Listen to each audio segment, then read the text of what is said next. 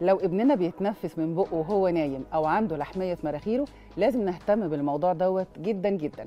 لازم نمشي في طريقين. اول طريق لازم نوديه لدكتور اسنان يكون بروفيشنال متخصص في تقويم الاسنان، هيكشف عليه ويشوف علاقه الفكين ببعض ومقدار تاثر الفكين بموضوع التنفس من الفم.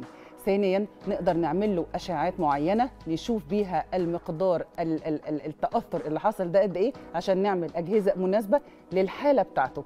هنوديه لدكتور انف واذن لازم يعالج مشكله اللحميه عشان يرجع يتنفس من مراخيره مش من بقه. واهم حاجه في كل ده لازم نعرف ان التنفس من الفم شيء غير صحي خالص، بيقلل اللعاب وبينشفه، بيزود معدل تسوس الاسنان، بيزود عسر الهضم، بيزود اللعثمه في النطق. لازم نحافظ على اسناننا او اسنان ولادنا علشان ما نضطرش ان احنا نعمل تقويم لفترات طويله لما يكبر او ندخل في تقويم جراحي.